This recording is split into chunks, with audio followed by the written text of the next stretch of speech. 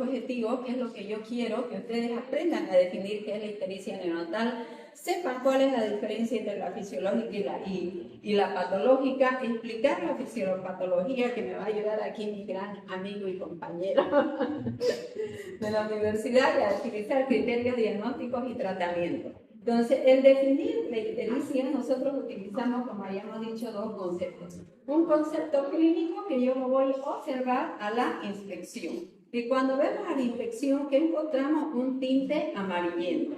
¿En qué lugares? En la piel y mucosa, ¿no es cierto? Pero a la vez también utilizamos un concepto bioquímico. Al hablar de concepto bioquímico, estamos refiriéndonos a niveles séricos de la bilirrubina, ¿no es cierto?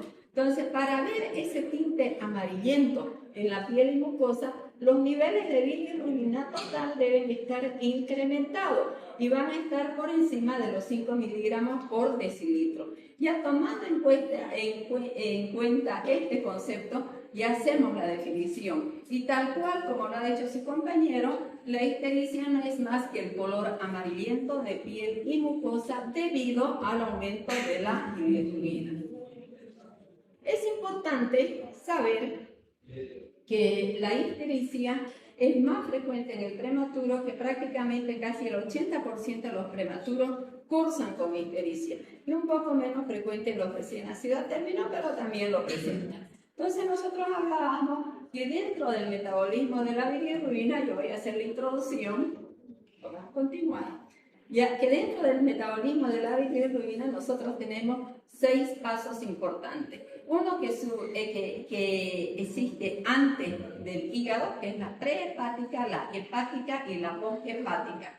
¿Qué estamos hablando de la prehepática? Que es donde se produce y se transporta la bilirrubina. Y luego la captación, la conjugación y la excreción y la recirculación. Entonces, esas son las fases de cómo se produce la bilirrubina.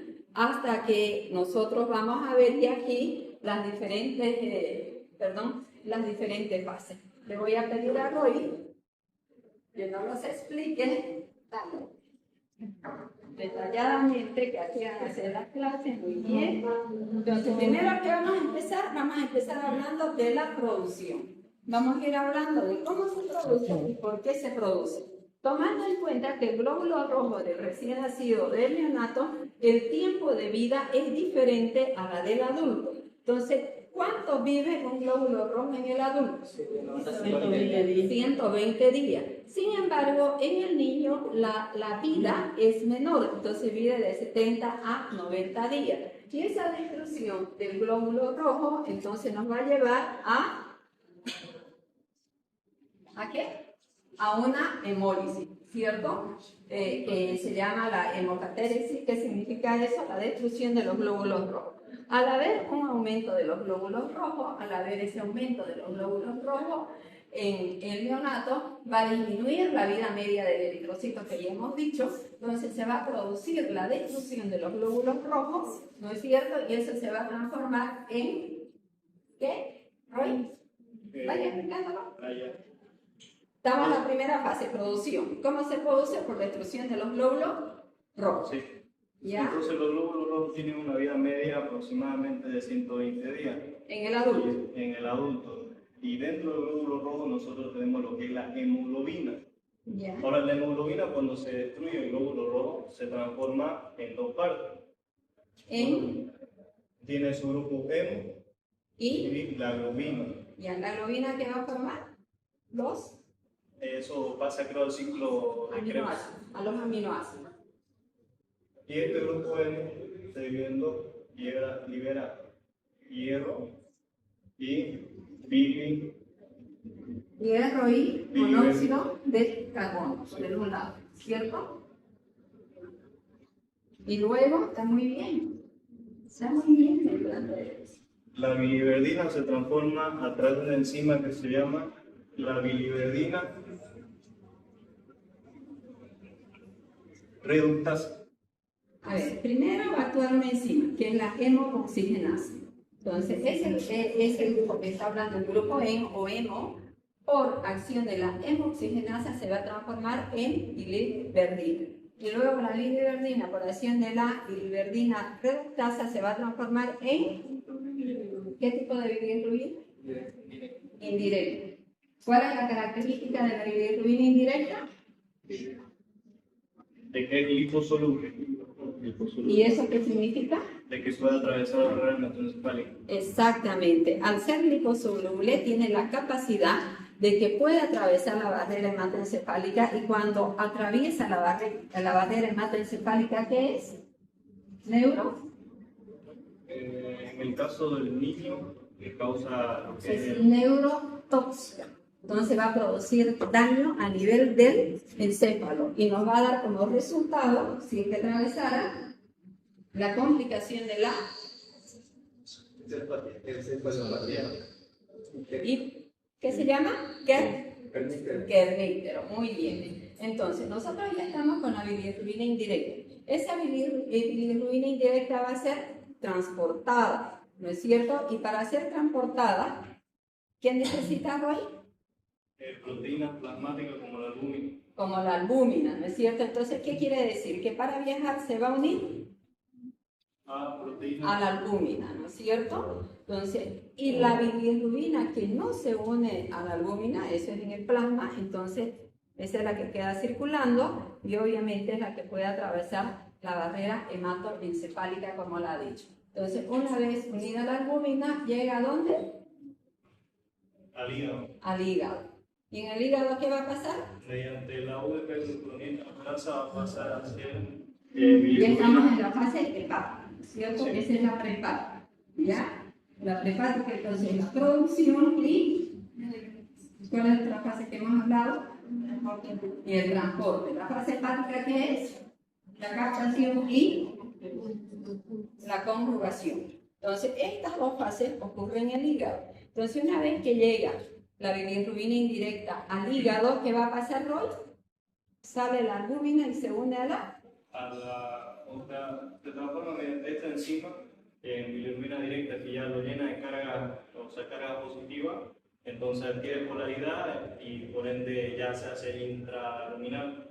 Entonces, ¿qué es lo que va a pasar? ¿Qué es lo que le está diciendo él resumiendo? ¿No es cierto? Resumiendo, le está diciendo que el hígado lo va a captar. Al llegar al hígado va a salir la albúmina y se va a unir a la ligandina Y y la ligandina Z. Una vez ligado ahí ya se va a producir la conjugación. ¿Y de qué va a depender de la conjugación? De la, ¿qué es esta de acá? ¿Qué enzima es?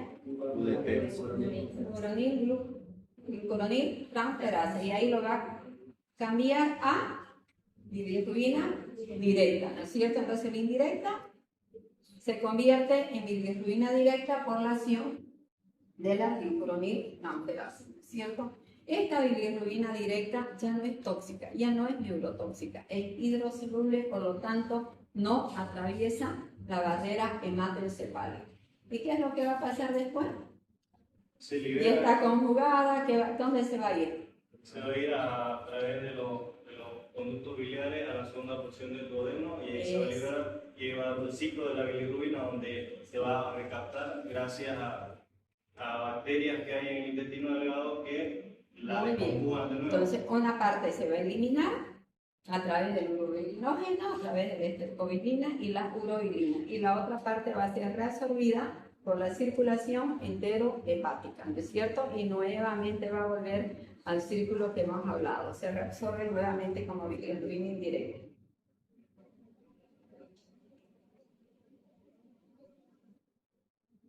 Se elimina mediante la vía biliar y ahí hace su ciclo. No me acuerdo cómo se llama la enzima, es glucuronidasa, así se llama. ¿Ya? Entonces, en el intestino delgado. Bien. Ahora Roy se va a tener que quedar en el otro grupo, ¿no? Para hacer lo mismo. Segunda porción de... Y eso lo se hace la glucuronidasa, y esto lo transforma la glucuronidasa en otra vez vuelve a hacer traducción. Una parte se reabsorbe a través de la circulación enterohepática y luego A la circulación porta va y otra vez va al hígado. Ya, muy bien. Y lo demás se elimina, ¿cierto? A través de la orina y a través de las heces. Un aplauso para Roy. Gracias. Ya, entonces, ¿qué es lo que pasa y qué tenemos como resultado final? Un aumento de los niveles de bilirrubina en sangre. Y obviamente que cuando esa bilirrubina se deposita en piel, vamos a tener ese tinte lictérico o ese tinte amarillento en piel y mucosa, ¿cierto? Ahora, lo que hablábamos antes, ¿qué pasa con esa bilirrubina libre, con esa bilirrubina hidrosoluble o indirecta, como decimos, o no conjugada? Cuando atraviesa la barrera hematoencefálica se deposita en los ganglios basales y puede producir la encefalopatía hiperbilirubinémica o el carpintero que es conocido. Y aquí está más o menos todo lo que ha hecho el resumen nuestro querido amigo Roy. ¿Ok? Ahora, ¿qué es lo que debemos tener en cuenta nosotros? ¿Qué es lo que ayuda? ¿Cuáles son los factores de riesgo que debemos tener en cuenta? Primero, que hay aumento de la producción. ¿Qué quiere decir aumento de la producción o policitemia? Que hay en los recién nacidos y el neonato está aumentado la cantidad de glóbulos rojos. Luego hay disminución de la conjugación hepática por inmovilidad enzimática, aumento de la circulación enteropática, disminución de la excreción, lo que explicaba, porque el niño prácticamente al inicio, vamos a utilizar una palabra como estéril, ¿no es cierto? Entonces va a haber un aumento de la circulación hepática y va a haber una disminución de la excreción. Tomando en cuenta todo lo que hemos dicho, que el metabolismo de la bilirrubina es un recuerdo para ustedes porque en sí lo han llevado ahí en fisiología, pero sí lo debemos tener en cuenta. Lo primero, que el niño tiene un aumento de glóbulos rojos, que se produce la disminución de los glóbulos rojos y eso de ahí sigue todo el ciclo hasta que termina por eliminarse y otra parte por reabsorberse. Ahora, ¿cuál es la etiología? La causa de la ictericia. Entonces, aumento de la producción de bilirrubina, que ya lo hemos explicado por qué, alteración del transporte, disminuir de la captación y conjugación, alteración de la excreción biliar, aumento de la reabsorción. Entonces, estamos hablando todas las fases de lo que es el metabolismo de la bilirrubina. Entonces, cuando está aumentada, cuando está alterado y hay aumento de la producción de bilirrubina, la alteración del transporte, la disminución de la captación y conjugación hepática, lo que tenemos es aumento de la bilirrubina indirecta. Pero si la alteración está a nivel de la excreción, acuérdense que lo eliminamos como bilirrubina directa, ¿no es cierto? Entonces, ¿qué es lo que vamos a tener? Aumento de la bilirrubina directa. ¿Te ha entendido eso? ¿No es cierto? Aquí estamos hablando de la fase de lo que es el metabolismo de la bilirrubina, de las 5 fases. Y estamos hablando en qué caso yo espero que haya un aumento de la bilirrubina indirecta solamente cuando hay alteración de la excreción. ¿Y en qué caso espero el aumento de la bilirrubina indirecta? Ahora, ¿cómo nosotros podemos hablar de las causas de ictericia patológica? ¿No es cierto? La ictericia, de cierta manera, antes de hablar a las causas de ictericia patológica, la clasificación de la ictericia generalmente y habitualmente la hacemos como ictericia fisiológica y ictericia patológica.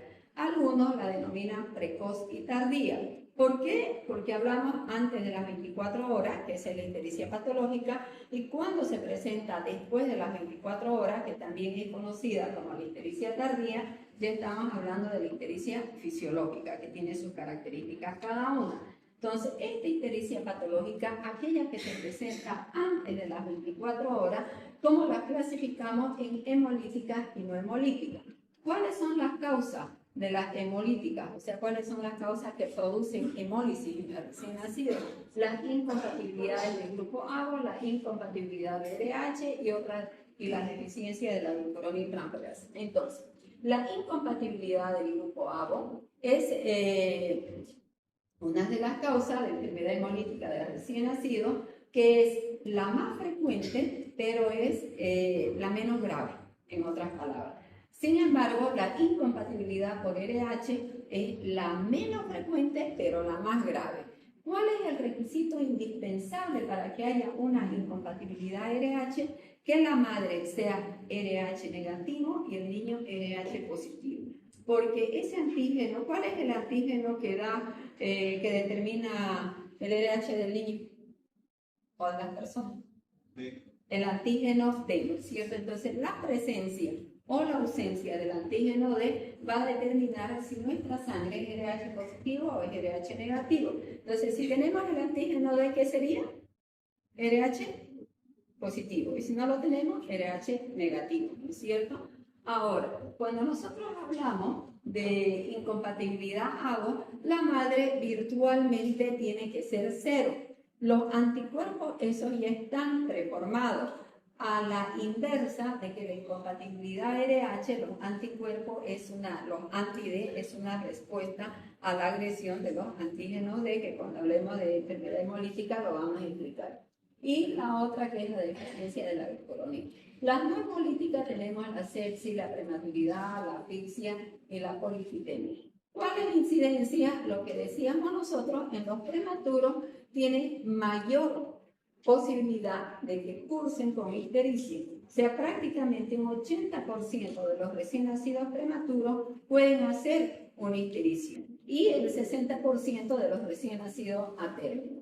¿Cuáles son los factores de riesgo? La prematuridad, el bajo peso, la hemólisis, la infección, la lactancia ineficaz, la ingesta oral disminuida y escasa de la flora intestinal, lo que hablaba Roy, historia familiar, presencia de sangrado y hematoma. Ahora, ¿cómo clasificamos la ictericia? Y aquí era lo que yo les decía, vamos a ver las clasificaciones que dependiendo del libro que ustedes lean, lo clasifique. Aquí vamos a ver dos clasificaciones, una que es muy bonita, que es la de Hugo Muñoz, que a mí me gusta bastante. Lo utilizamos en la sala porque dependiendo de qué momento se presenta, los cuántos días de vida, nos va a llevar a determinar cuál es la causa o cuál es la enfermedad que produce esa ictericia. La clasificación clásica es la ictericia fisiológica. Y hemos dicho que la ictericia fisiológica es aquella que se presenta ¿en cuánto tiempo? Mayor a 24 horas, ¿no es cierto? Entonces, esta ictericia fisiológica tiene que cumplir estos requisitos. Entonces, primero, el único síntoma para considerar la fisiológica es la ictericia. Segundo, el inicio es después de las 24 horas, entonces mayor a las 24 horas de vida, lo cual quiere decir que es una tardía en relación al tiempo que estamos hablando. Luego, los picos, o sea, los niveles de bilirrubina que va a alcanzar son de 3 a 5 días, un promedio, donde va a llegar a lo más alto de los niveles de bilirrubina. La bilirrubina total, sabemos nosotros que la bilirrubina la tenemos, la bilirrubina indirecta, la bilirrubina directa, la conjugada o no conjugada, como quieran ustedes llamarlo, y la sumatoria de los dos nos da la bilirrubina total, ¿cierto? Esa bilirrubina total va a haber una diferencia si el niño está alimentado con lactancia artificial o si está con lactancia materna. Entonces, si está alimentado con lactancia artificial, los niveles de bilirrubina no van a superar los 13 miligramos por decilitro. Y cuando está alimentada con lactancia materna, pueden llegar hasta un poquito más, pero no superar los 17 miligramos por decilitro. El mecanismo para producir esta ictericia fisiológica es la inmadurez hepática y el recambio eritrocitario. Además, hay que tomar en cuenta que cuando nosotros tenemos un niño con ictericia o con hiperbilirrubinemia, que es el otro término que se usa, pero ya hemos definido bien qué es una ictericia, y la hiperbilirrubinemia simplemente es un concepto bioquímico y nos estamos refiriendo netamente al aumento de la bilirrubina. Entonces, si hacemos el control y a las 24 horas o el plan de seguimiento, estos niveles de bilirrubina para considerar la ictericia fisiológica no va a aumentar más de 5 miligramos en las 24 horas.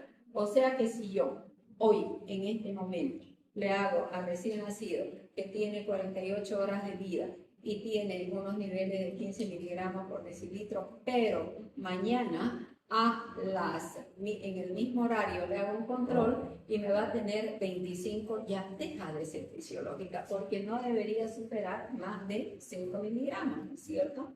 Entonces eso lo debemos tomar en cuenta.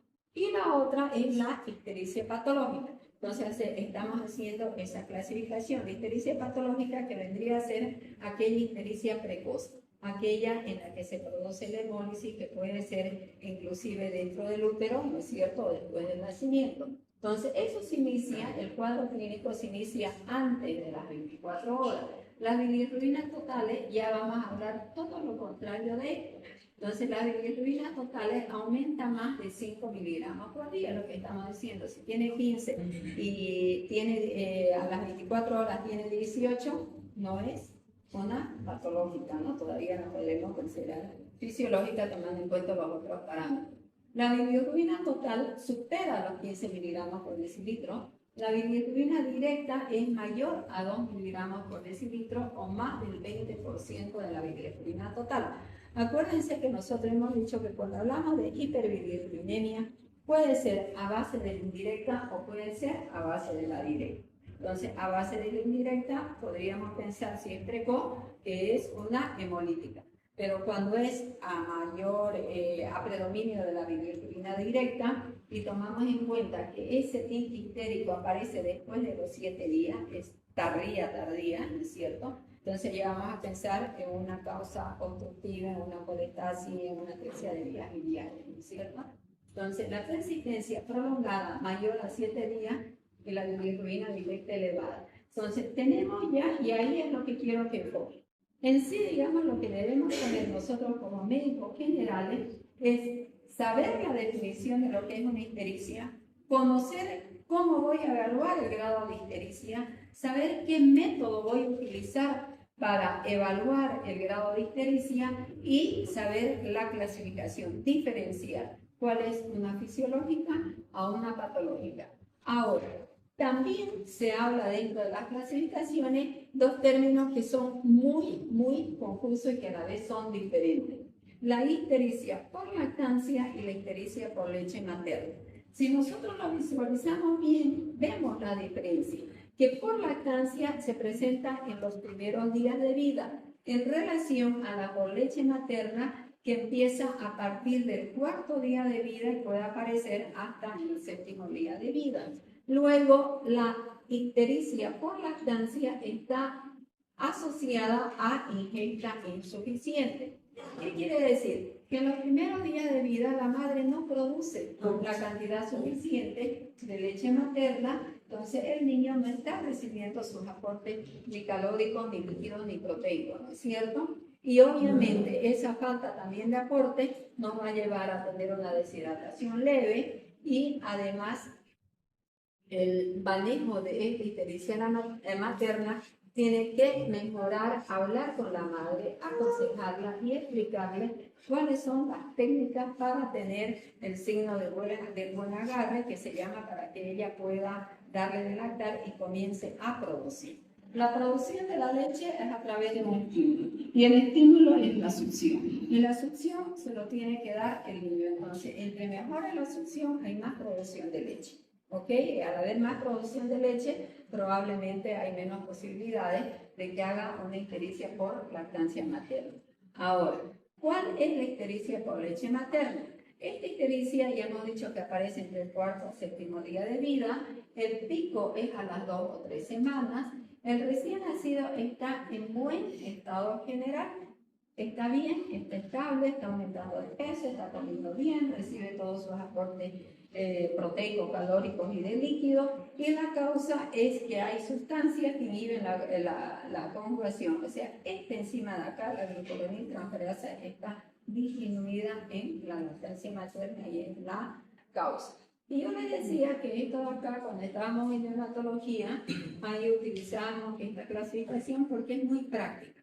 La clasificación de Muñoz, que de repente no está socializada. Sí, algunos servicios lo usan. Entonces, aquí hace la clasificación de acuerdo al tiempo precoz, menor o igual a 24 horas, normal de 2 a 7 días y la tardía mayor a 7 días. Entonces, cuando nosotros hablamos precoz, ¿qué estamos hablando aquí? La otra clasificación aquí, ¿qué sería? La patológica, ¿no es cierto? ¿Cuál es la causa más frecuente? La hemolítica, la enfermedad hemolítica del recién nacido. ¿Cuáles son esas enfermedades que producen hemólisis? Volvemos a repetir, la incompatibilidad por LH, la AGO, pero también ya se ha visto que no solamente hay esas incompatibilidades, sino hay otros subgrupos que también pueden producir esa hemólisis de los glóbulos rojos. La microheterocitosis, algunas enfermedades que son familiares congénitas. Cuando hablamos de 2 a 7 días, ahí hace una subclasificación que es la más común, la frecuente y la menos frecuente. Y aquí en la más común la coloca la ictericia fisiológica y la por lactancia materna. Y en la frecuente, que también no solamente esta de acá puede aparecer antes de las 24 horas, que pueda haber algunas, que tiene alguna posibilidad de que también aparezca a partir del segundo día, ¿no? La poliglobulia, la recepción de hematomas, cefalohematoma, prematuridad y sepsis, perdón. Y las menos frecuentes ya son las por obstrucción intestinal, enfermedades metabólicas, como son estas acá, ¿no? El hipotiroidismo, que es muy frecuente en nuestro medio, ¿no es cierto? Que también tenemos la prueba del talón, que se debe realizar de manera precoz, porque el hipotiroidismo puede producir trastornos neurológicos también, ¿no es cierto? Y la mayor de 7 días, que es la frecuente, ictericia por leche materna, por hipoalimentación, que es lo que hemos hablado, lactancia y por leche materna. Y las menos frecuentes, que ya son las alteraciones hepatobiliares, atresia de vías biliares, hepatitis, y las del grupo TORCH. ¿Qué significa el grupo TORCH? Significa aquellas infecciones de transmisión vertical. ¿Qué es una infección de transmisión vertical? Cuando la madre tiene una infección aguda en el momento de la gestación y puede por vía hematógena o por vía placentaria, pueden pasar los microorganismos a infectarse el producto antes, durante o después del nacimiento. Entonces son enfermedades congénitas, como es la toxo, la rubiola, el citomegalovirus, el herpes, el HIV, ¿no? Que son el Chagas también, que son infecciones de transmisión vertical. Entonces, para hablar del grupo TORCH, estas también cursan con aumento de la bilirrubina. ¿Cómo evaluamos ahora nosotros? ¿Cómo yo digo que ese niño esté estéril? Entonces, mediante un examen físico. Y el examen físico que tengo que utilizar, la inspección netamente, ¿no? Entonces, saber primero que la ictericia no aparece de golpe en todo el cuerpo. La distribución es cefalocaudal. Y al decir cefalocaudal, ¿qué estamos diciendo? Que de arriba hacia abajo, ¿no es cierto? Que primero se va a tener la cabecita, luego el tronco y así sucesivamente, hasta que va a llegar a tener una ictericia en todo el cuerpo, lo que es la palma, incluso la palma y la planta de los pies, ¿cierto? Entonces, evaluar el estado general, la alimentación, los signos neurológicos, para determinar las probables causas. Entonces, ¿qué utilizamos nosotros para evaluar? ¿Qué existen en las salas de neonatología? Ya hemos visto hasta ahorita que todo es tabla, ¿no es cierto? Pero las tablas las tenemos que tener nosotros en la sala para que podamos evaluar y comparar. Entonces, la tabla para evaluar las zonas de ictericia o el grado de ictericia es la escala de Kramer. Y dentro de la escala de Kramer tenemos 5. Kramer 1, zona 1, Kramer 2, o zona 2, Kramer 3, o zona 3, y así hasta que llegamos al Kramer 5. Entonces, cuando decimos nosotros la zona 1, Kramer 1, ¿qué es lo que vamos a observar? Solamente la cara, hasta el cuello. Cuando hablamos de un Kramer 2, estamos hablando nosotros, lo vuelvo a decir, la evaluación clínica de la extensión. Si yo les pregunto, ¿qué evalúa el Kramer? Las zonas de extensión de la ictericia. En esos términos, eso es lo que hace el Kramer, ¿ok? La zona 3 o Kramer 3 ya toma el abdomen, y no es que aquí va a tomar el abdomen y esto va a desaparecer, o sea, se va teniendo, de arriba hacia abajo, ¿ya? La zona 4 ya toma las extremidades y la zona 5 palmas y plantas. Entonces hemos dicho que ictericia toma todo el cuerpo. Ahora, subjetivamente nos da una impresión que si ustedes están en primer nivel, les da para más o menos saber cuántos de miligramos tiene de bilirrubina de acuerdo a la zona de extensión, de acuerdo al Kramer. No es fiable, no es confiable, pero sí te da un aproximado para saber en qué momento yo voy a referir al paciente a un segundo o tercer nivel. Eso lo vemos y tenemos la normativa del continuo de la vida, lo que antes era la IEP neonatal, que ustedes lo van a hacer para el tercer parcial y van a exponer, y ya van a exponer nuestras normas, que es prácticamente lo mismo de cómo lo clasificamos la ictericia. Entonces, estamos diciendo que aquí estamos evaluando la extensión de ¿qué? De la ictericia, ¿no? La extensión que abarca. Y aquí también el otro parámetro que evalúa es la intensidad. Está más amarillo, menos amarillo, ¿no es cierto? Entonces, la intensidad con una cruz, si es un amarillo claro, con 2 cruces, si es un poquito más intenso, y prácticamente con 3 cruces, si es naranja, 4 cruces, si es verdoso, y obviamente cuando ya es verdoso, es que ya está afectado prácticamente todo. Entonces, volviendo a repetir, ¿para qué sirve el cráneo? Evalúa la zona de extensión Y la, son dos cosas, la intención y la intensidad de la ictericia. ¿Ya? ¿Está bien? Ok. Ahora, a la última niña de acá, ok, pase adelante y explíqueme lo que ya hablaba. Hablábamos nosotros que de acuerdo a la extensión, ¿no es cierto? Vamos a suponer cuánto, nos vamos a imaginar cuántos niveles de bilirrubina tiene. Acuérdense que yo les dije que mis clases son interactivas y participativas. Y ahí está, es solamente interpretar. Ya vamos a evaluar con la doctora la extensión de la bilirrubina. Y por eso utilizamos la tipología de la tabla de Kramer, que va desde la cabeza a los pies. En la primera zona vemos que la ictericia va a abarcar lo que es la cabeza y el cuello. Tenemos una bilirrubina de 6 miligramos por decilitro. En esto yo le he puesto como un promedio, porque va de 6 a 8, yo le he puesto así para que ustedes se lo aprendan, porque generalmente son preguntas de examen, es la regla de los 3. ¿Ya? Empezamos con que la ictericia se hace visible con niveles de 5. ¿Ya? Con niveles de 5 es cuando yo hago 5 miligramos por decilitro, ya yo lo voy a visualizar, ya va a estar teñido.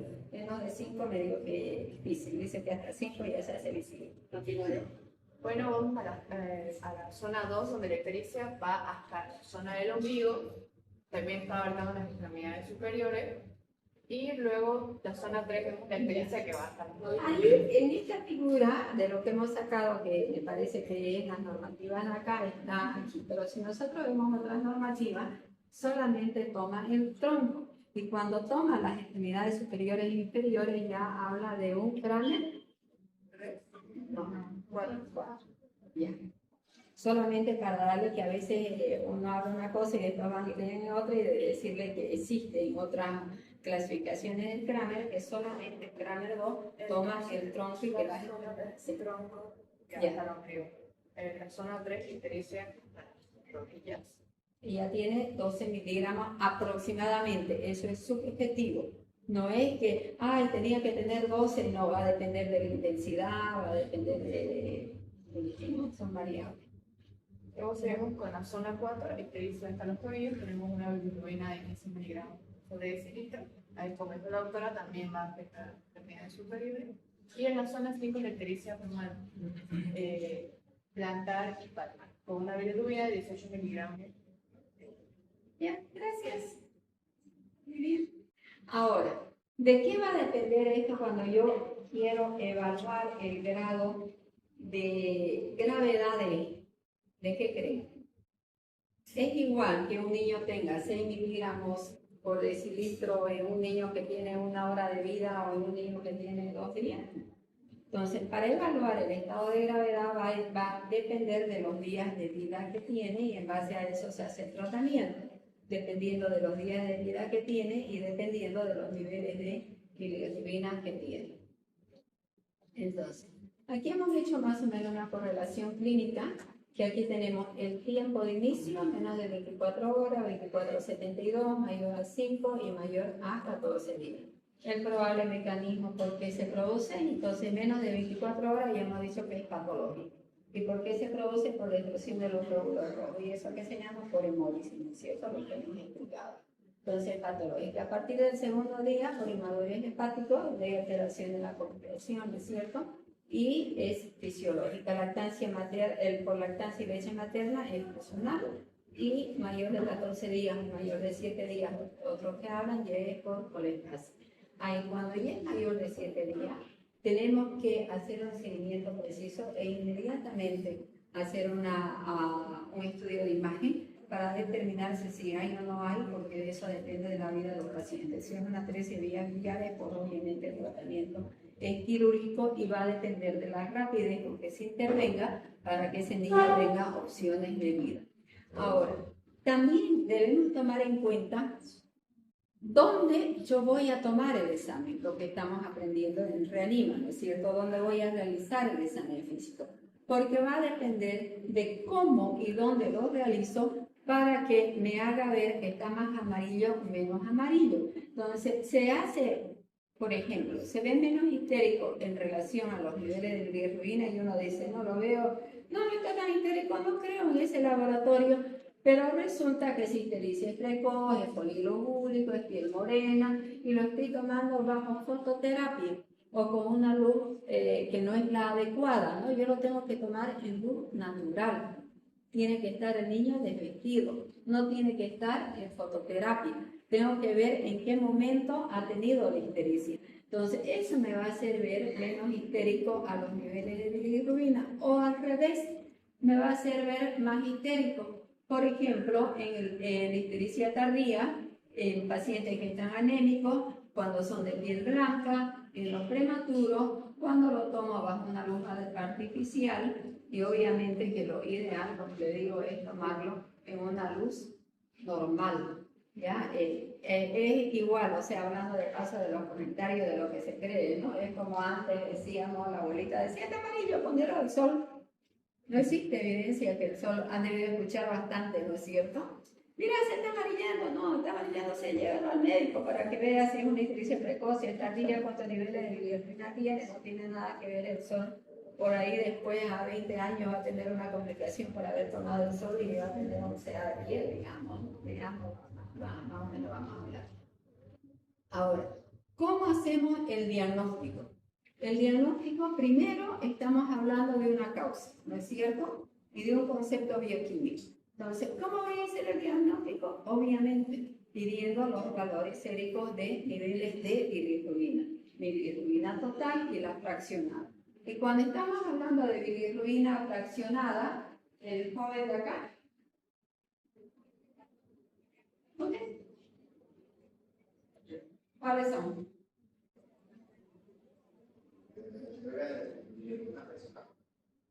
¿Cuáles son?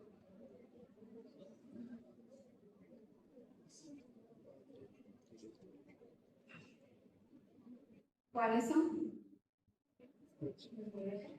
La bilirrubina fraccionada, la directa y indirecta. Es que si prestamos atención, vamos a seguir, ¿no es cierto? Vamos a entender, vamos a comprender. Pero si no prestamos atención, no vamos a saber ni por dónde estamos. Entonces estamos hablando qué laboratorio voy a pedir en un paciente que tiene un tinte histérico. Obviamente hemos dicho las bilirrubinas. Y ya les he explicado anteriormente que cuando hablamos de bilirrubinas, hablamos de la indirecta, la directa, que son las fraccionadas, y la suma de ambas nos va a dar la bilirrubina. La hiperbilirrubinemia o de la ictericia es la hemolítica. Y hablando de las hemolíticas, entonces vamos a pedir para descartar o confirmar tanto en el binomio madre y niño. ¿Y qué le vamos a pedir? El grupo y el factor, ¿no es cierto? Al binomio madre y niño. Y con eso, ¿qué nos va a permitir confirmar o descartar? El último de esta fila de la cuarta. ¿Para qué pido? Grupo y factor.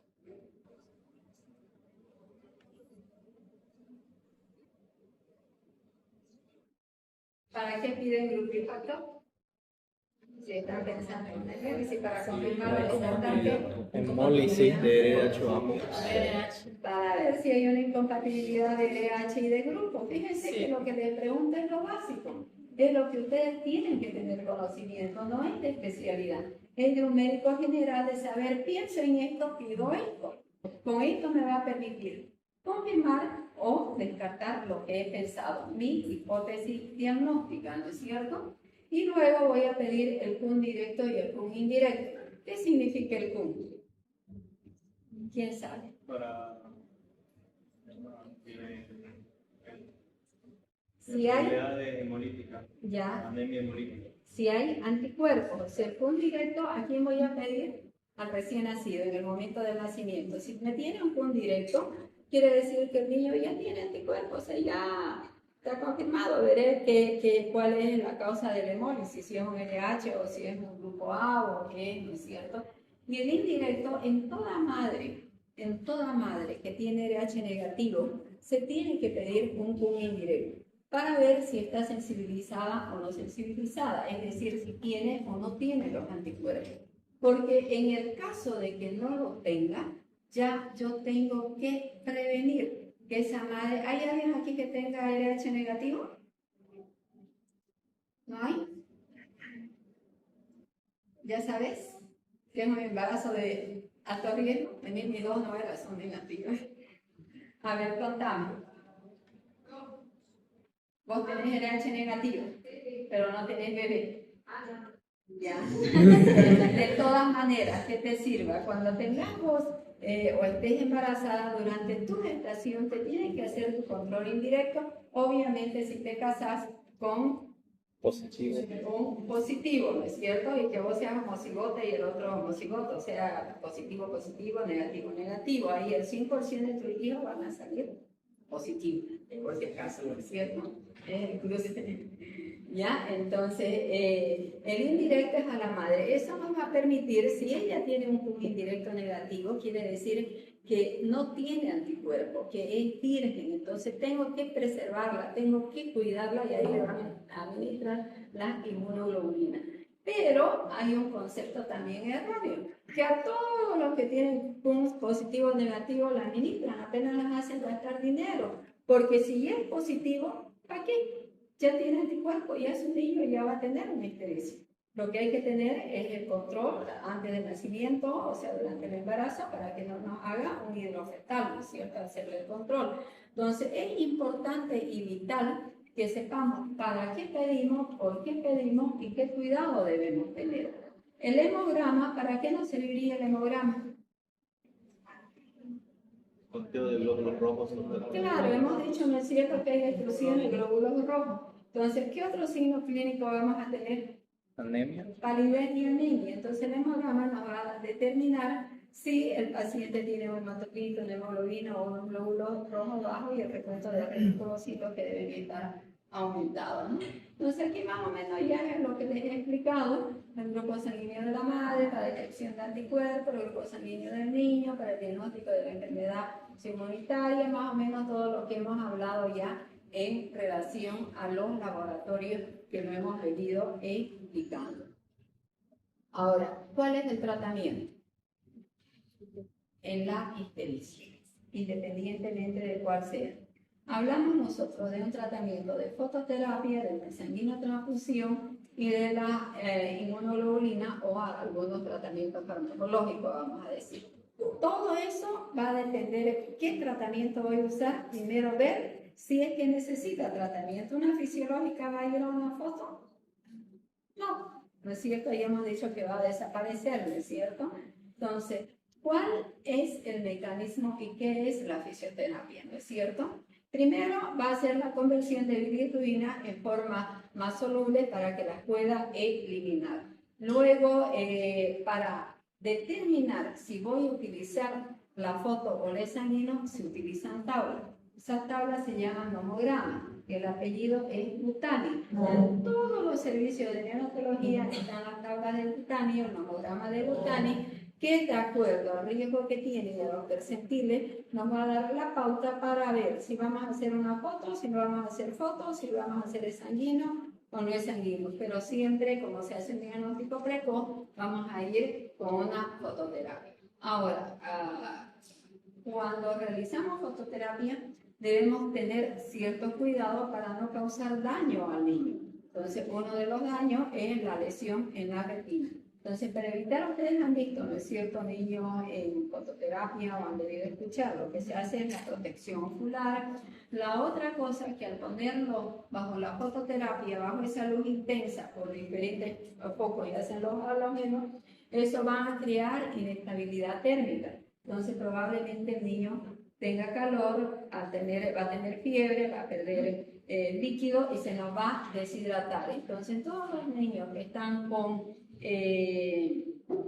fototerapia, fototerapia, debemos evitar la deshidratación teniendo en cuenta que están aumentando las pérdidas insensibles, entonces a sus requerimientos normales, basales del recién nacido, le voy a aumentar un 10% de los requerimientos hídricos, es decir, si es 100, le voy a poner 110 ml por kilo, por decirlo, ¿cierto?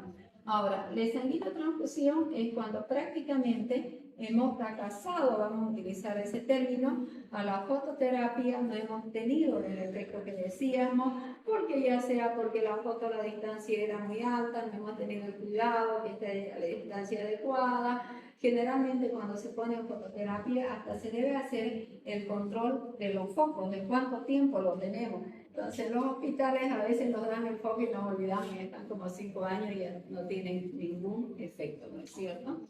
Entonces, si hemos fracasado a esa fototerapia, también a través del tomograma de Butani debemos ver los niveles de bilirrubina, los días de vida que tiene, horas de vida que tiene para hacer la sanguinotransfusión.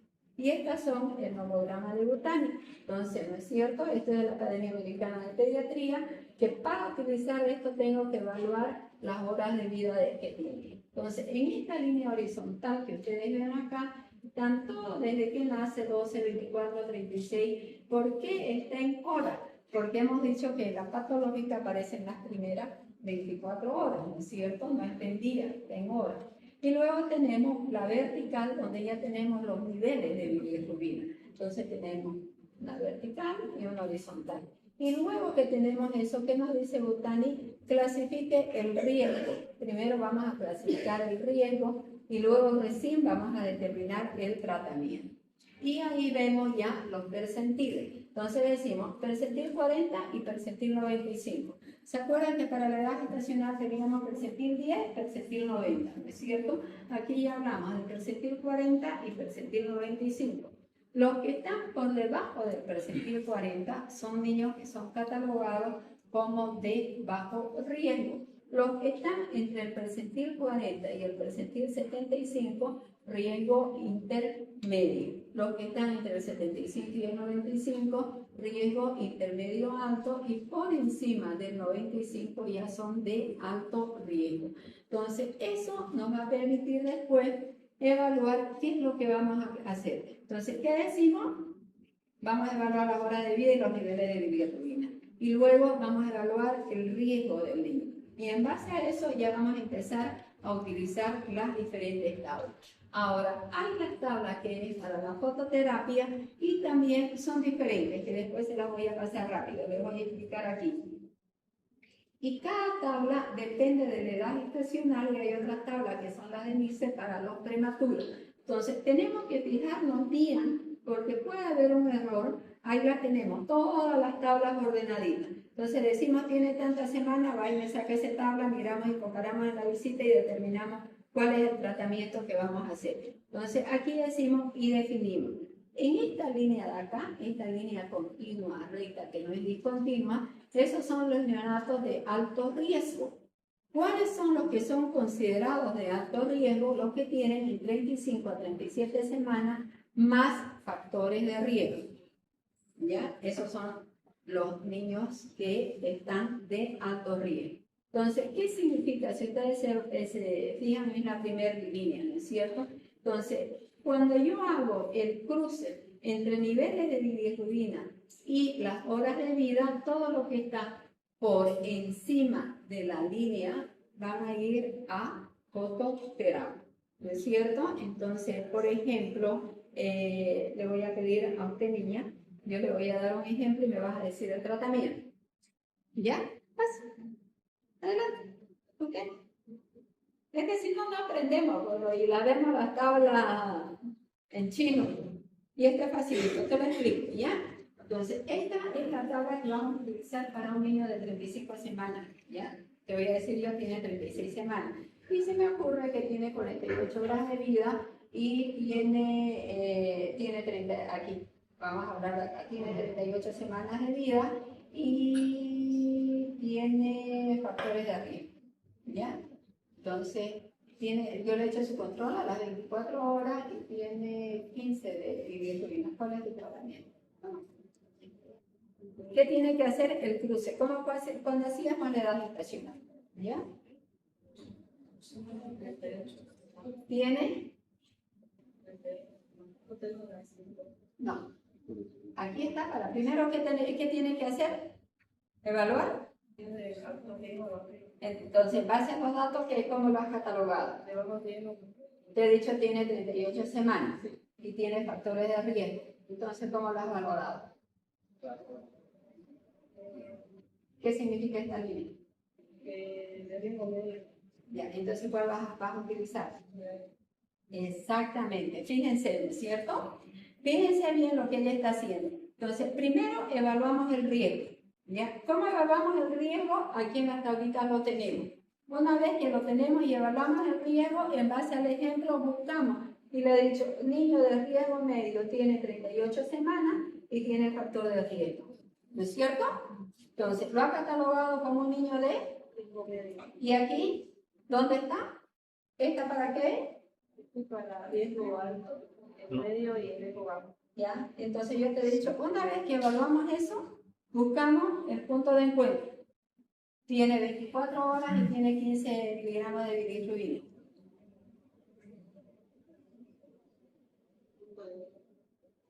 Entonces, ¿qué es? ¿Cuál es tu tratamiento? Inmediatamente. Arriba lo tenemos. Fototerapia, ¿no es cierto? Y me ha salido en el punto alto. Entonces ya de ahí voy a ver si ese paciente me va a ir para una sanguinotransfusión, ponelo ya. 38 semanas, más factor de riesgo. Tienen incompatibilidad de H, vamos a decir, tienen factor de riesgo. Ya, entonces me ha salido en el nivel alto. Pasar a la lámina, aquí te la paso.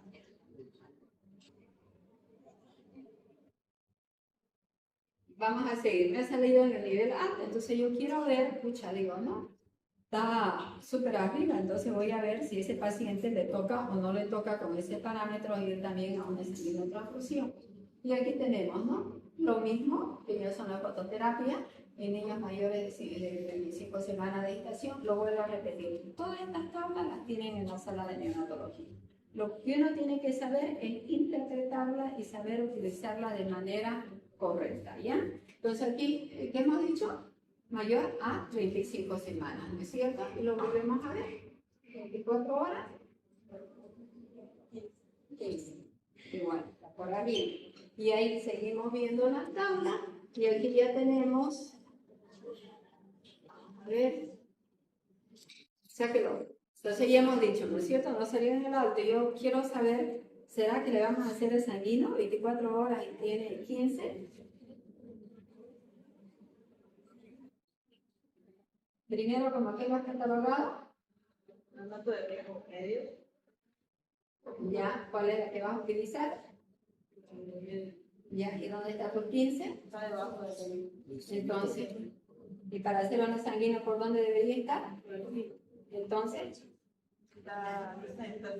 solamente le vamos a hacer fototerapia, pero le vamos a hacer seguimiento, ¿no es cierto? Para ver cómo evoluciona. Entonces, eso es lo que nosotros tenemos que hacer, tratar y hacer seguimiento. ¿Sí? ¿Está bien?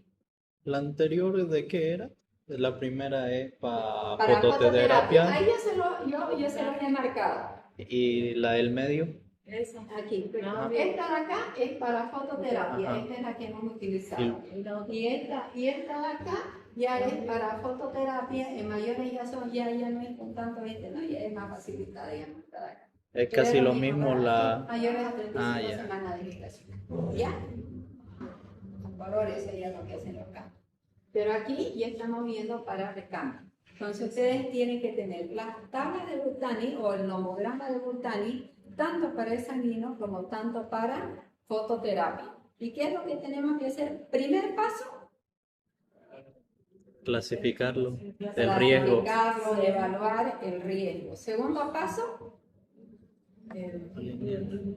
La hora, la tercer bilirrubina, paso, bilirrubina, identificarlo, niveles de bilirrubina. bilirrubina. Y finalmente, hacer lo mismo y determinar El qué riesgo. percentilo, en qué línea cae para determinar si es foto o si es de sanguíneo. ¿Entendimos? Sí. Ya. Gracias.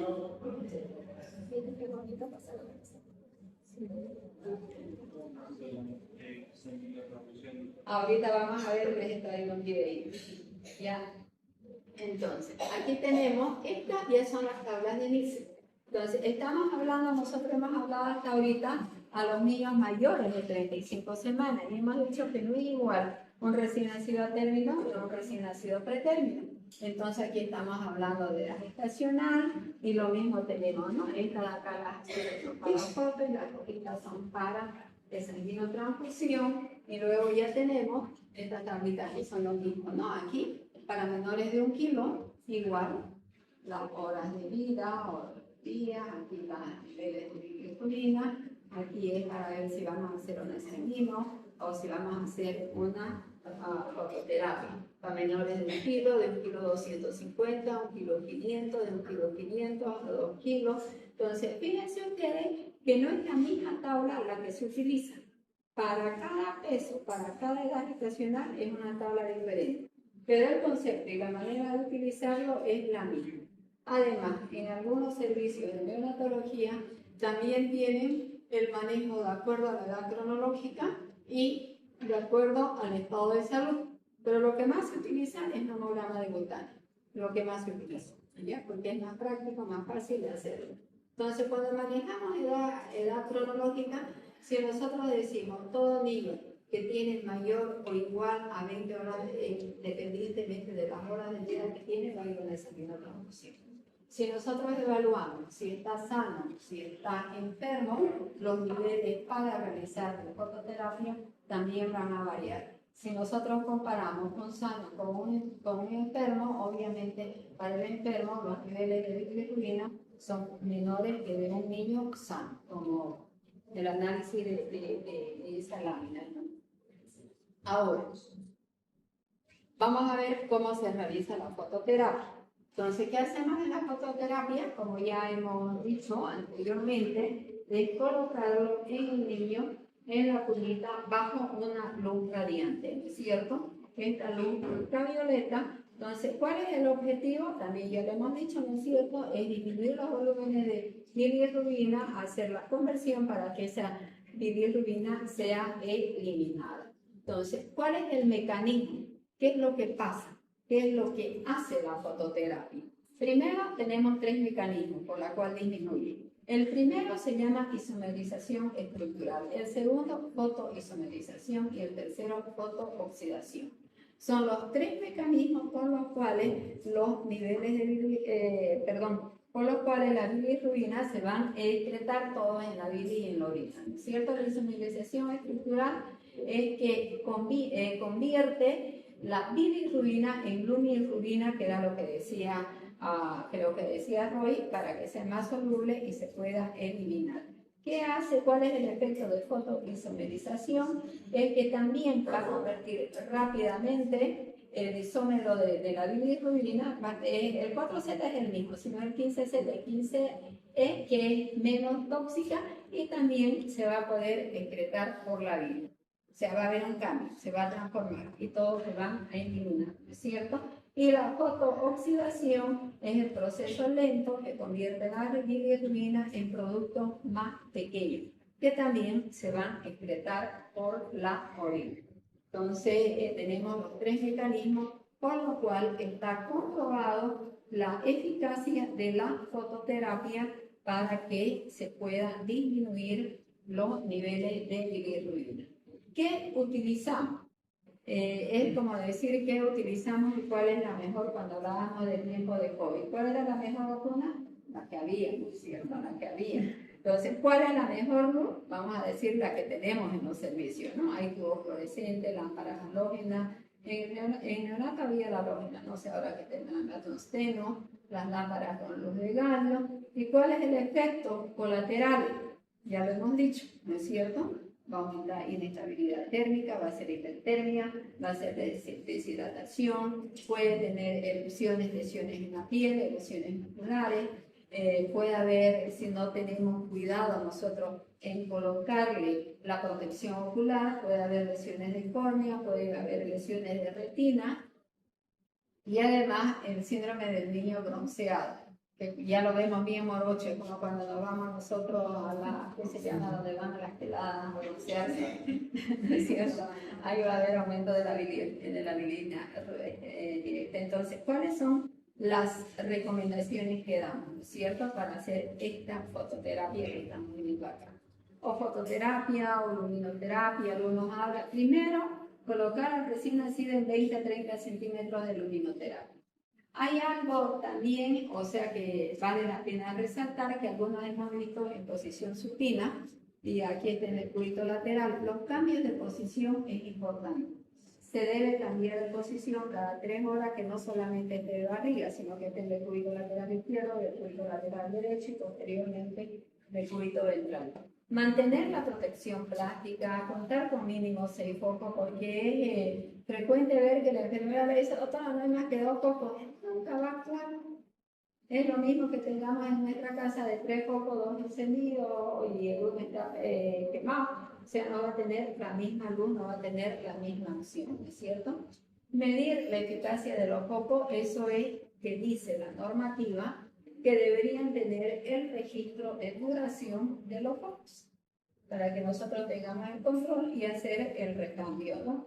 No olvidar, ¿no?, que tiene que continuar su alimentación, el niño tiene que continuar alimentándose y obviamente, ¿no?, la protección ocular, que hay que cambiarlo diariamente, el incrementar el líquido que ya hemos dicho, y suspender. ¿En qué momento suspendo? Cuando ya el bilirrubina está por debajo de 14 miligramos. Ahora, ya nos vamos a lo que es la sanguíneo-transfusión, lo que estaba preguntando, que ahorita vamos a ver el video, de cómo es un procedimiento invasivo. Solamente para ir adelantando se tiene que tener una vía central. ¿Cuál es la vía central? La umbilical, ya, de preferencia, ¿no es cierto? Y que siempre se hace con la vía umbilical. Entonces, saber que dentro de la sanguíneo-transfusión tenemos la precoz y la tardía. ¿Cuál es la precoz y cuáles son los criterios para hacer una sanguíneo precoz? Cuando yo tengo el antecedente, ¿no es cierto?, de que hay una incompatibilidad. Entonces ya yo sé que la madre está sensibilizada, ya yo sé que la madre tiene un pulmón directo positivo y está sensibilizada, el niño corre riesgo, entonces inmediatamente sale, tengo que pedirle, extraerle sangre y hacerle una hemoglobina de cordón. Si esa hemoglobina de cordón está menor de 12 miligramos, o la bilirrubina total de cartón más de 4 miligramos por decilitro, ya directamente voy a ver a un sanguíneo inmediatamente, ¿no? Aumento de bilirrubina, más de 0,5 a 1 miligramo por hora, y cuando hay inmunización de VIH ya veo efectivamente. Ahora, ¿cuándo voy a hacer ya un sanguíneo tardía? Cuando me han referido a un paciente, le he hecho el control, y ya tengo yo mi control a las 24 horas, a las 48 horas, 72 y 96. Entonces, el sanguíneo precoz es antes de las 24 horas, es de manera inmediata, cuando ya yo tengo antecedentes, y aquí miro los niveles, miro el peso, los niveles de bilirrubina, y en base a eso ya yo determino de hacer la sanguínea. Pero les vuelvo a repetir, primera opción, fototerapia. Segunda opción, ya es sanguíneo-transfusión, ¿cierto? ¿Cuáles son los requisitos que allá van a llegar? ¿Yo voy a hacer una sanguínea con cualquier sangre? No, ¿no es cierto? Primero, la sangre que se utiliza es la sangre reconstituida, que no es la sangre total. Entonces, ¿qué quiere decir sangre reconstituida? Que yo voy a pedir, y eso lo piden ustedes, tienen que saber pedirlo, que yo voy a pedir 50% que me haga una reconstitución con 50% de plasma y 50% de concentrado. ¿Ya? Entonces, la sangre debe ser tener almacenada no mayor a 48 horas, la sangre debe reconstituirse, como les he dicho, mitad plasma y mitad concentrado. Y tampoco es que yo le voy a sacar toda la sangre. ¿Qué quiere decir el sanguíneo? Que voy a sacar lo malo y voy a poner lo bueno, en otras palabras, ¿cierto? Pero ¿cómo voy a ir sacando? De a poquito, ¿ya? En alicuo, que va a depender del peso. Entonces, de 10 ml saco 10, coloco 10. Saco 10, coloco 10. Entonces, es un procedimiento invasivo que no es tan fácil de hacerlo y que se necesitan mínimo 3 a 4 personas. ¿Cuáles son las complicaciones? La hiperpotasemia, la hipocalcemia, la embolización y obviamente de que podamos utilizar unos materiales estériles y por ahí hacemos una infección. Entonces, ¿cómo calculo? Entonces ya sé que yo voy a poner una sangre reconstituida. Ahorita vamos a calcular la dosis y la van a reconstituir la sangre. Ahora, ¿cuánto de sangre voy a poner? ¿No es cierto? ¿Cuánto de sangre, qué cantidad le vamos a hacer a ese paciente que tiene 3 kilos? Entonces se cambia 2 volemias.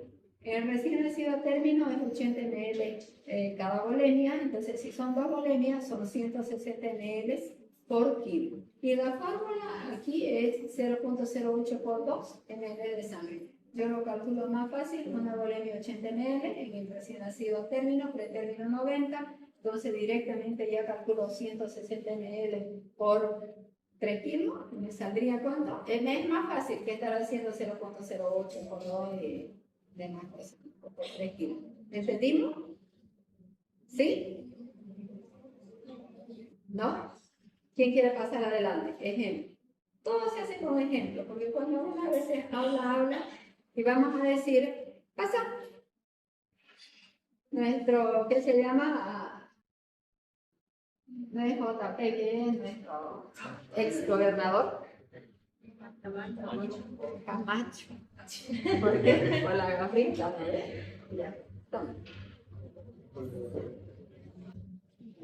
Entonces, vamos a hacerlo todo. Un pacientito de 3 kilos que necesita sanguinotransfusión y es RH, el diagnóstico es una incompatibilidad por RH. Entonces, primero vamos a calcular, ya sabemos, ya hemos hecho la tabla de Butani y necesita una sanguinotransfusión. Entonces, vamos a calcular la cantidad de ml que le vamos a colocar de sangre y después vamos a ver qué tipo de sangre le vamos a poner, ¿ya? Entonces hemos dicho que utilizamos fórmula y les he dado la más fácil.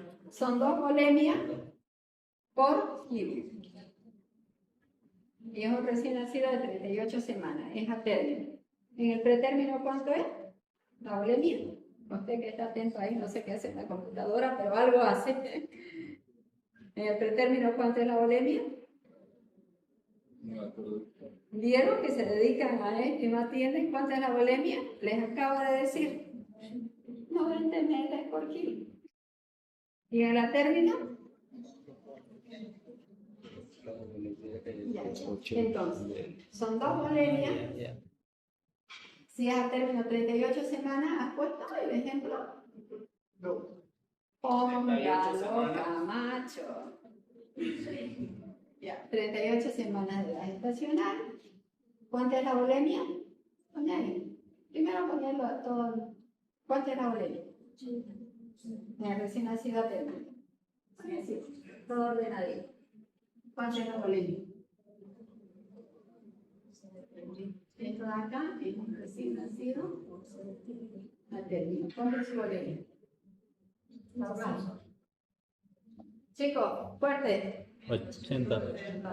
Póngalo ahí 80 ml. Esa es la volemia. Ahora, ¿qué te dice tu fórmula? ¿Aquí qué dice? ¿Cuántas serían las 2 volemias? 160. Entonces, 160. ¿Cuánto pesa? 3 kilos. Y entonces, ¿cuánta es tu sangre que le vas a poner? 480. Mira, no es Camacho, es Rivera. Linera. Entonces, 480.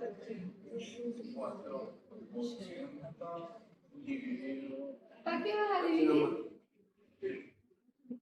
480 ml que va a ser el recambio, ese es su volumen total de sangre para hacer la sanguinotransfusión, ¿no es cierto? ¿Hemos entendido, chicos? ¿Cómo calculamos? Entonces, ¿qué hemos hecho? Hemos calculado la cantidad de sangre que vamos a hacer en la sanguinotransfusión en base a la fórmula. Ahora, ¿se ha utilizado esta otra fórmula? Este es un ejemplo en un paciente de 2 kilos, 2 volemias por kilo. Son 160 ml por kilo en total. Una volemia es 80 ml. 2 volemias son 160 ml. Y la dosis son 2 volemias por kilo. Entonces, lo que les decía al comienzo son 160 ml por kilo. Si pesa 2 kilos, ¿cuánto? Si pesa 4, ya pueden multiplicar 160 por 4, por el peso. ¿Está entendido? Sí, no es facilísimo. No solamente ya. Entonces está bien. Vamos a borrar y vamos a seguir con alguien más que quiera pasar a la pizarra y me ayuda. Ya tenemos la cantidad total. Eso no lo vas a borrar. Tenemos la cantidad total, ¿cuánto era? 400. 480. Ya, córtale toda la pizarra. Vamos a seguir. Entonces tenemos el volumen total. ¿Qué más nos falta saber? ¿Cuántas veces se lo pasa? No. Antes de saber cuántas veces se lo pasa. El tiempo que se lo va a pasar. No. Eso va a ser sanguíneo. Dura entre 1 a 2 horas, dependiendo del volumen. ¿Qué tipo de sangre le van a pasar? ¿No es cierto? Entonces, ahí ya yo tengo, pasamos, niña. Ya tenemos la cantidad. Ahora, ¿qué sangre vamos a utilizar? ¿Qué sangre les he dicho? 50% del plasma. Reconstituida, ¿no es cierto? Entonces vamos a tener volumen total 480. ¿Y cómo la vamos a reconstituir? 50 plasma. Entonces, aquí vas a poner concentrado y aquí plasma. Concentrado de los plasmas y plasma. ¿No es cierto? Toma. Entonces, estamos aprendiendo a reconstituir. Entonces, cuando uno dice en la visita vamos a pasarle tanto, ustedes tienen que hacerme la orden de ir al banco de sangre, quiero tal cosa, y tienen que saber cómo y qué van a reconstituir. Entonces, ¿no es cierto? Aquí decimos, sí, hemos dicho que es una incompatibilidad. Tu paciente, aquí al ciclo, ponelo, tiene 3 kilos, tiene 24 horas de vida, ¿eran? Si mal no recuerdo, 24 horas de vida, ¿ya? Y es una incompatibilidad RH, la madre es 0 negativo y el niño es 0 positivo. Ya les he dicho al comienzo, ¿no es cierto? Que para hablar de la incompatibilidad de RH, la madre tiene que ser negativo y el niño positivo. Para hablar de incompatibilidad ABO, la madre es 0, el niño A o B, ¿ya? Incompatibilidad RH. Bien. Entonces, ¿qué yo le voy a cambiar? Lo que le está produciendo daño, ¿no es cierto? El antígeno que está produciendo anticuerpos. Entonces, la madre tiene el negativo, el niño tiene el positivo. Entonces, ¿qué es lo que está produciendo la hemólisis? Los antígenos los antígenos D, que van a producir anticuerpos anti-D. Entonces, tengo que cambiar el RH. Entonces, mi donante, si fuera sangre completa, sería, mantengo el grupo del niño, que no es el que está el problema, y el RH del niño lo cambio por el RH de la madre. ¿Entendimos? Vamos a cambiar lo que está produciendo la daño, el antígeno que está produciendo anticuerpos. Cuando veamos enfermedad hemolítica, ya vamos a ver. Entonces, ¿qué grupo de sangre me vas a pedir? Negativo. Ya, negativo. Ahora, estamos diciendo nosotros, y así sucesivamente, ¿no es cierto? Acá es más negativo, mantenemos el grupo, pero cambiamos el factor, ¿sí? El RH. Y en las incompatibilidades, aquí, en las incompatibilidades de grupo, aquí es del grupo ABO, aquí mantenemos el RH, pero cambiamos el grupo. Aquí es 0, A. Entonces, ¿qué tipo de incompatibilidad es esta? De grupo ABO. ABO, grupo, ¿no es cierto? Aquí es incompatibilidad del grupo, esta de acá, y esta es incompatibilidad de RH. Entonces, ¿aquí qué es lo que le produce la hemólisis? Anti-A. Entonces, ¿qué es lo que voy a cambiar? Y voy a mantener el Cero. RH, o sea, cambio el de la madre. Aquí el niño es A positivo. Entonces, en vez de A, le pongo el 0 y mantengo el factor. ¿No es cierto? Cambio lo que está produciendo la hemólisis. Y ahí decía, ¿no es cierto? Vamos a pedir sangre reconstituida y ustedes tienen que hacer la orden. Entonces la vamos a reconstituir y estamos diciendo que tu cantidad es 480 ml. Y aquí hay algo, el plasma no contiene antígeno del sistema RH. Entonces, ¿qué quiere decir? Que voy a mantener el mismo grupo del niño, no tiene antígeno, no va a haber ningún tipo de reacción. Entonces aquí, el plasma, ¿cuánto vas a afectar con 480? ¿Cuánto es el 50%? 240. Entonces 240 de plasma. ¿Qué tipo de plasma? Si decimos que no tiene antígeno y vas a mantener el del niño, si el niño es cero positivo, Se mantiene en el grupo RH. el cero positivo, el grupo, ¿no es cierto? Estamos entendiendo, ¿no es cierto? ¿Ya? Entonces, reconstituimos con plasma y con concentrado o paquete, como quieran llamarlo ustedes. Y pedimos entonces plasma, el mismo grupo y el mismo factor del niño. ¿Ya? Ahora, ¿qué vamos a cambiar en el concentrado? Porque el concentrado es el que tiene antígeno. Entonces vamos a poner, ¿qué concentrado? El de la madre. Que sean 240 también. Sería el negativo. Claro, cero negativo. Y ahí vamos a tener ya el laboratorio o el banco de sangre nos va a traer la sangre reconstituida para que hagamos lo que ya es el procedimiento de la sanguinotransfusión. ¿Hemos entendido? Levanten la mano. ¿Quiénes no han entendido? Todos entendieron, porque el que no entendió pasa adelante y hace con otro ejemplo. Entonces, sangre reconstituida para facilitar es mezclar paquete o concentrado de glóbulos rojos con plasma. ¿Qué tipo de plasma vamos a pedir? El mismo del niño, porque no tiene antígeno. ¿Qué tipo de concentrado? Tiene antígeno, vamos a cambiar por el de la madre. Fácil, ¿no ves? Ya. Entonces, gracias, niña. Y así hacemos sucesivamente todo. Ahora, decimos nosotros, vamos a realizar, ya tenemos nuestra sangre, ya tenemos nuestra cantidad. ¿Dónde lo realizamos esto? En quirófano. Se hace en quirófano. Es un procedimiento invasivo con todas las normativas, con todo lo que es normal. Y canalizamos nuestra vena umbilical. Y ahí tenemos nosotros la sangre que vamos a introducir y la sangre de desecho. Porque yo saco, desecho y coloco, y eso lo vamos a ver el procedimiento. Y decíamos, no es que yo vaya a sacar de golpe los 100 ml, porque eso me va a producir un shock hipovolémico, ¿no es cierto? Entonces tengo que sacarlo en alicuotas. Y las alicuotas van a variar del peso del niño. Entonces, en ese niño de 3 kilos, mi alicuota quiere decir que voy a sacar 20 y voy a colocar 20, voy a introducir 20. Entonces voy a hacer de 20 en 20, ¿no es cierto? ¿Qué es lo que estamos haciendo con eso? Con ese procedimiento.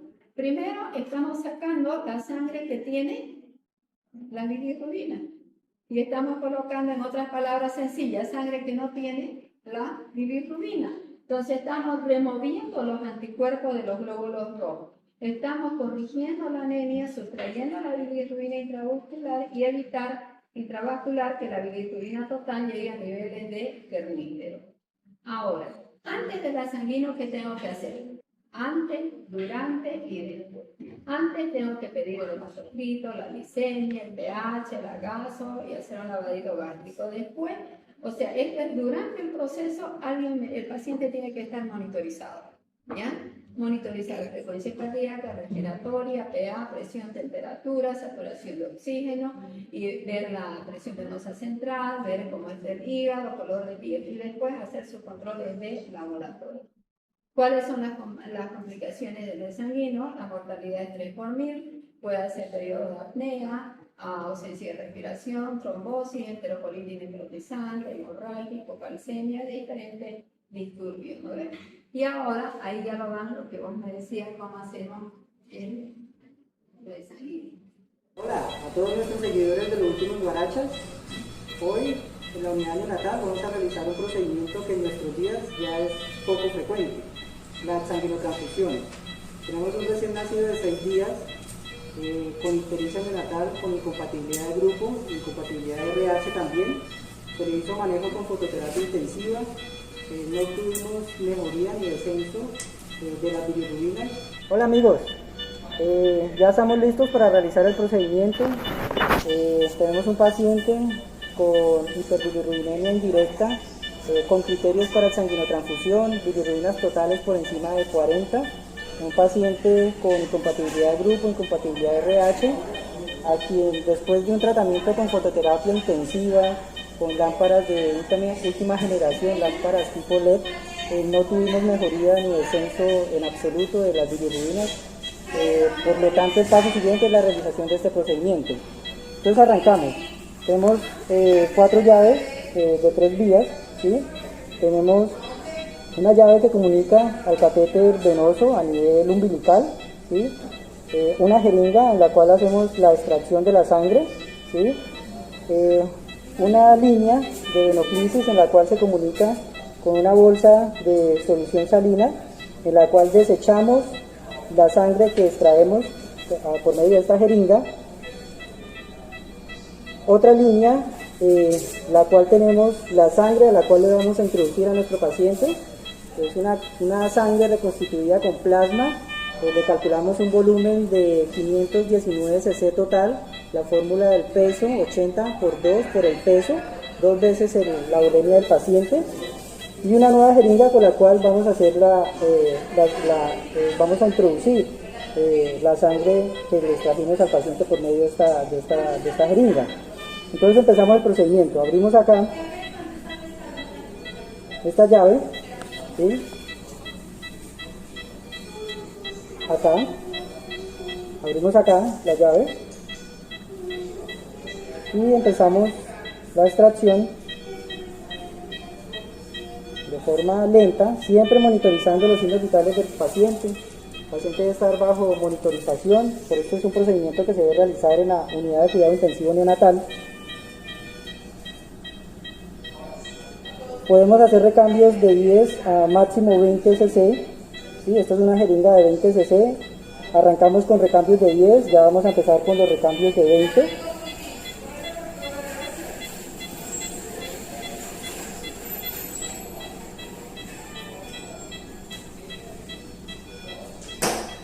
Las presiones de nuestra paciente están bien.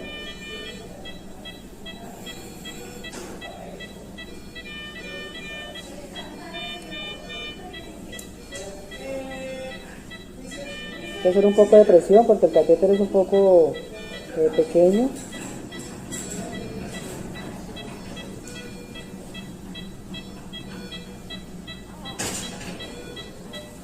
Ya tenemos 20. Falta un poquito. Ok, ahí ya tenemos 20. Cerramos acá. Cerramos esta llave que comunica hacia el catéter del paciente. Abrimos esta llave que comunica hacia la línea a la cual nos va a desechar la sangre de nuestro paciente. Vemos que los signos vitales están bien, continuamos el procedimiento. Esto sí lo podemos hacer de forma rápida porque pues es una sangre que vamos a desechar. Ok, perfecto. Ahora abrimos acá la línea a la cual tenemos la sangre reconstituida con plasma. Abrimos la jeringa en la cual vamos a aspirar esa sangre que tenemos allá en esa bolsa.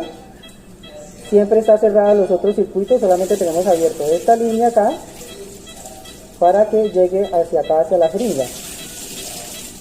Aspiramos 20, que es lo que extrajimos del paciente. Listo, tenemos 20. Ahora vamos a cerrar acá. Cerramos esta línea. Cerramos esta línea, cerramos esta jeringa y tenemos la comunicación directa hacia el catéter del paciente que le va a llegar por medio venoso hacia toda su economía, toda su volemia.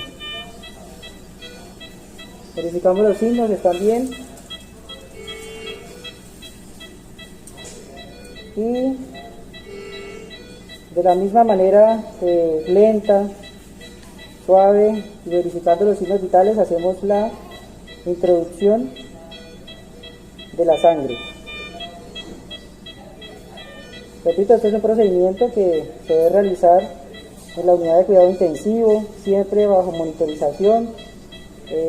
A la luz de nuestros días o en nuestra actualidad, es un procedimiento que es poco frecuente, ya realizado en la unidad neonatal, ya que el advenimiento de las nuevas lámparas y pues la sensibilidad ante el diagnóstico precoz de ictericia hace de que sean muy pocos los casos en los cuales requiera la realización de una sanguinotransfusión. Del tiempo que llevamos acá en la unidad neonatal, esta es la primera sanguinotransfusión que realizamos en nuestra institución.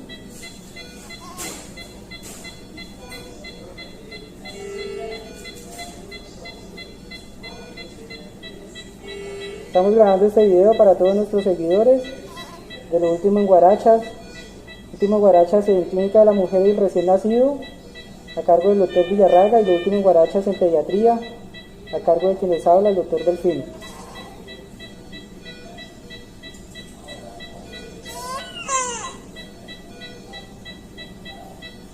Muy bien, ahora ya terminamos un recambio y así vamos a realizar todos los recambios pautados para un volumen total de 518 cc, que fue lo que calculamos en nuestro país.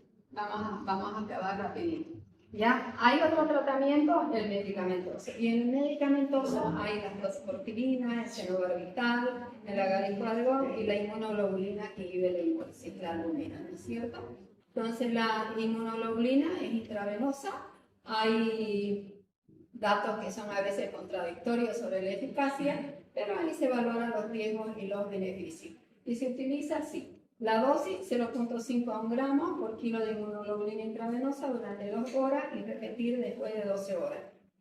¿Para qué, digamos? Para evitar, esto se hace cuando la fototerapia como que no da resultado, pero esta debe estar aquí. Vamos recibiendo fototerapia intensiva. Fototerapia hay dos, la convencional y la intensiva. La intensiva es continua, la convencional puede ser discontinua, que el bebé lo saca para darle de lactar. Y la intensiva ni se lo saca para lactar, es las 24 horas del día, ¿ya? Entonces hacemos la dosis cuando fracasamos del AIGE, ¿no? Entonces, la complicación, ya hemos hablado del pierníptero. Estas son las guías que es lo que debo hacer yo, las guías de la Academia Americana de Pediatría, valoración sistemática antes del alta, seguimiento estrecho, intervención temprana cuando esté indicado. Que son ya las guías que no tampoco tienen mucho, como yo hago el seguimiento. Como conclusión, la ictericia neonatal es frecuente, hay que aprender la diferencia fisiológica y patológica, y ustedes aprender el manejo por fototerapia. Y en caso de que fracasemos, el sanguíneo y tener en cuenta también el tratamiento farmacológico. Y esto ya es lo último. ¿Cómo evalúo un recién nacido ictérico? Primero, tengo que ver si tiene ictericia, pedirle su laboratorio y ver si es a predominio de la directa y la indirecta. Generalmente estas son las patológicas que estamos hablando, ¿no? Que es la más frecuente y la bilirrubina directa es la correcta. Así que con esto vamos a acabar a la volanda, lo último. ¿Ya?